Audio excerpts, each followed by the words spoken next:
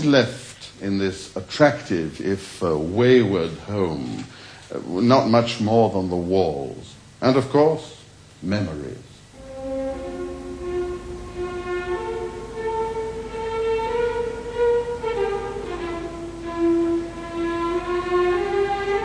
The organ from the local church which Beethoven played as a youth. The forte piano which his fingers touched. His glasses, seals for letter.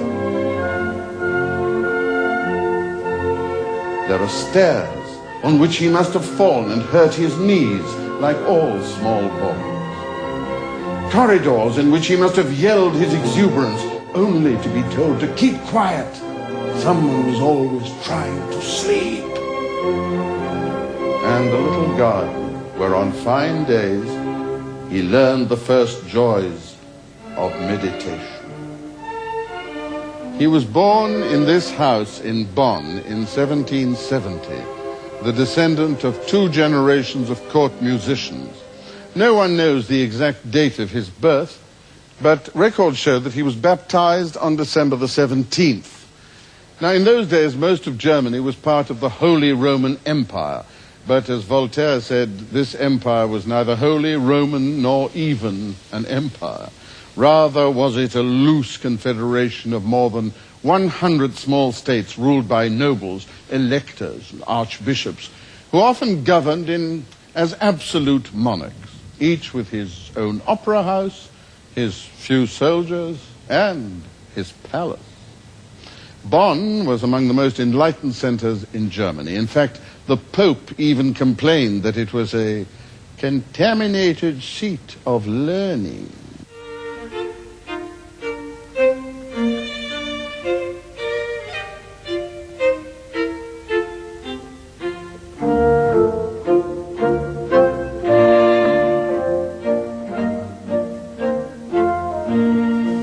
Bonn was a town that boasted a lively theater, an intense musical life. And in the absence of cohesive power all over Germany, political ambitions were channeled into cultural activities.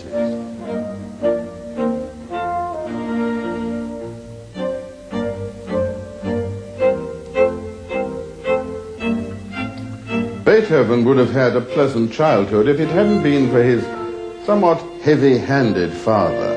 At the first manifestation of the boy's talent, Herr van Beethoven hastened to follow the example of another ambitious father, Leopold Mozart. Ludwig was forced to practice long hours at the piano. His father then presented him to the public, claiming that the boy was 2 years younger than he really was. The intention was obvious. Well, Beethoven's gifts found recognition, but fame did not follow instantly. In the absence of immediate success, the father loosened his grip, and it was Beethoven's great fortune to be entrusted to a new teacher called Neefe, who quickly recognized the boy's genius. Neefe opened his young pupil's mind to the philosophies and aesthetics of the Age of Enlightenment, and to the moral nature of art. He taught him Bach's well-tempered clavier.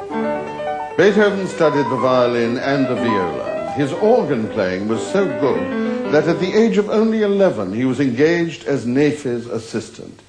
Yes, Neefe was not only his master but also court organist. And it was Neefe who gave Beethoven the motto that would guide him throughout his life. Music is the language of the heart of man.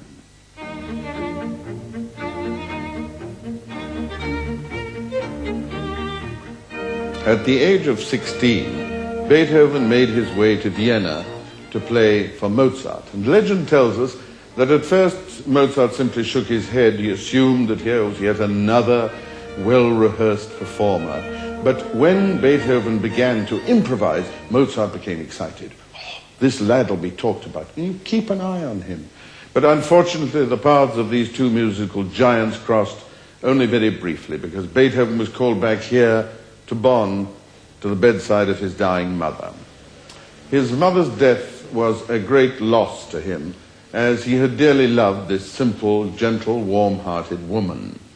And many years later, he would confide that he mourned the death of just two people, his mother and himself. With the death of his mother, the family began to disintegrate. The father, who was beset by failure, suffered from alcoholism and tuberculosis. The two younger brothers were without guidance. And so when he was only 18, Beethoven was made legal guardian of his family.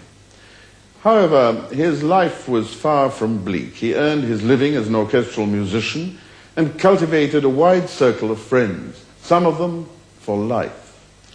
Fellow musicians admired him, and he was popular with the local aristocrats, who eventually gathered together sufficient money for his inevitable move to Europe's musical capital, Vienna.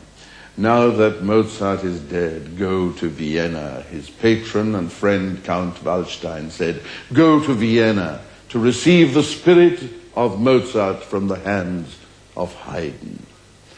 But it was not only Haydn who was to become one of Beethoven's teachers in Vienna, but also Salieri, much admired by Beethoven for his artistry and generosity, a welcome refutation of a more recent interpretation by poets and playwrights who never knew him. Beethoven was 22 years old when he arrived in Vienna. Not only was he relatively unknown, but his financial means were limited. However, young Herr van Beethoven had one asset, his skill at the piano. But Vienna at that time was the home of some 300 professional pianists and at least 6,000 piano students. Competition was fierce. Each clique of music lovers championed its own favorite. But it was not long before Beethoven established his supremacy. He must be in league with the devil, said one of his rivals. In Beethoven's playing, the weight of the idea was as pronounced as his virtuosity. He despised those who treated the piano as if it was a recumbent harp performing finger dances on the keyboard. His advice was simply, press your fingers down, avoid unnecessary motion, and then sing.